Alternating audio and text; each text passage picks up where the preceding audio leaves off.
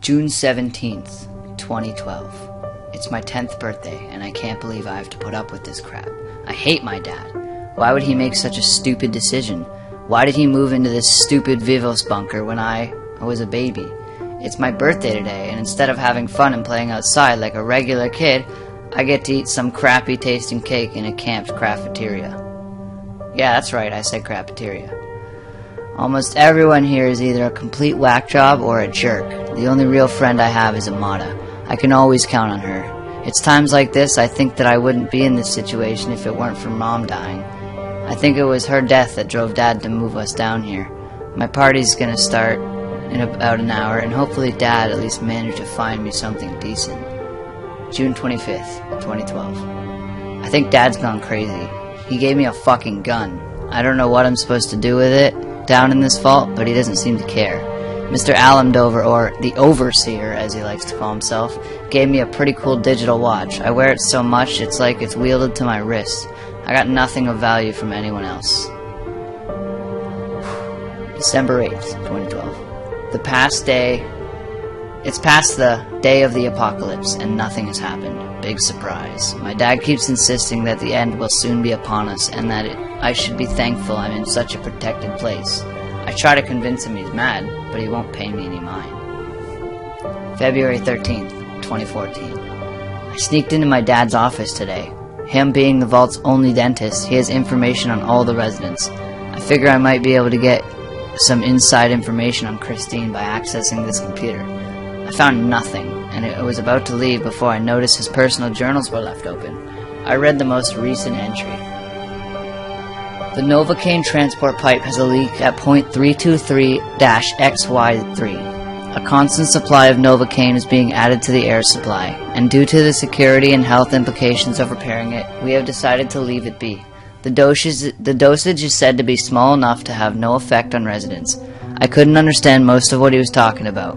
I heard his footsteps approaching, so I quickly ran back to my room. January 16th, 2015. I was incredibly bored one day, as I was most days, so I decided to snoop around Dad's office. He has a bobblehead with a huge medical syringe on his desk for some reason. I found his journals again and decided to read, "The gap has slowly widened over the last year. The Novocaine doses are increasing. At this level, we're expecting minor brain damage as a side effect. I warned Alphanos of the implications, but he's gone mad with power. At this rate, the leak is doomed to increase in size. Permanent brain damage will be the result. I wouldn't be surprised if hallucinations start to set in after time has passed. I hope to God things resolve themselves." I don't know what Novocaine was, but I sure knew what brain damage was. I immediately confronted my dad about what he wrote. He passed it off as a novel he was writing. It explains things better than it being true. I'll choose to believe it. For now. August 4th, 2017. I'm suffering from what I believe are terrible hallucinations. I keep seeing giant cockroaches, and my watch has become oddly high-tech. I vaguely remember my dad's journal talking about this, so I ran to his office and started reading. I'm sure of it. Everyone is going mad from the Novocaine. They're starting to fabricate things in their senses. The terrifying thing is that these hallucinations even penetrate one's memories. It's as if it completely alters your perception. Everything is livable. No one is crazy beyond reason. But if things persist to an unbreakable point, I'll be forced to try to repair the pipe myself. This was ridiculous. Why would Dad say such things? The giant roaches have always been there, ever since I was born. I even shot one on my birthday. Andy the robot had worked at Dad's office for years. He was even at my party. The sheer implications he was making, that people were starting to go crazy, it's just preposterous. I'm sure this is just an inventive story of him. I'm sure everything is fine.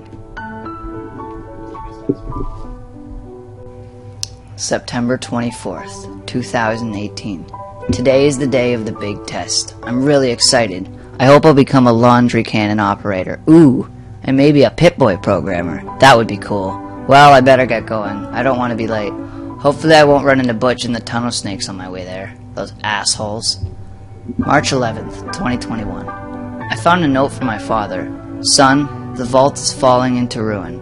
I need to try my best to repair the Novocaine pipe. For some reason, I'm the only one not affected by the gas. If I don't succeed or something goes wrong, I'm leaving the vault. Son, you mustn't leave. Everyone in the vault has gone homicidal and I don't know what they'll do to you. I'm not sure if you can understand this letter, but just know I love you. Dad is so silly. March 12th, 2021. Amada woke me up. She said there was a lockdown. Officers are patrolling the halls and my father had escaped. She gave me a pistol and ran off. My God, I see what's happened. My father wasn't crazy. He was telling me the truth. He was trying to save us all. Everything I knew was a figment of my own creation. The ridiculous uniforms everyone wore, the giant cockroaches, the robot doctor. It was all so ridiculous. How could I have been so stupid? I ran out of my room, determined to escape with my father. I cut a path of blood along my way, shooting what I thought were giant cockroaches and officers. Who knew if they were real or not? I shot the overseer in cold blood and walked away from the sobbing form that was Amada. The exit to the vault was just within reach. I could feel my mind on fire. Everything warped before my eyes. I collapsed to the ground. Date unknown. I woke up at the entrance of the vault. I still had my uniform. I still had my Pip-Boy. It was all the same. I looked around. A barren landscape extended for miles.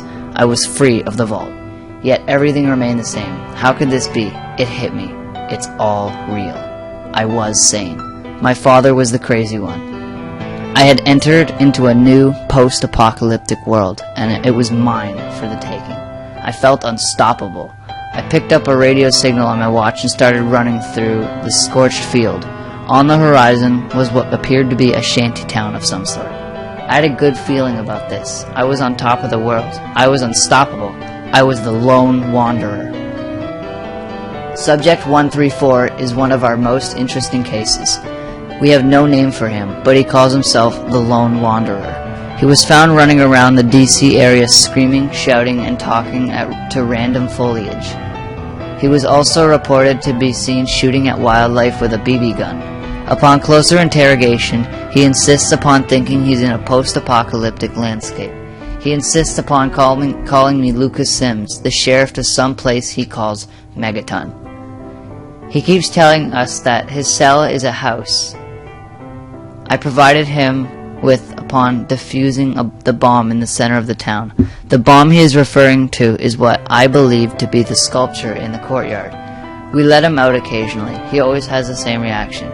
He insists upon being in an apocalyptic world. We have no idea where he came from. He appeared to pop out of nowhere.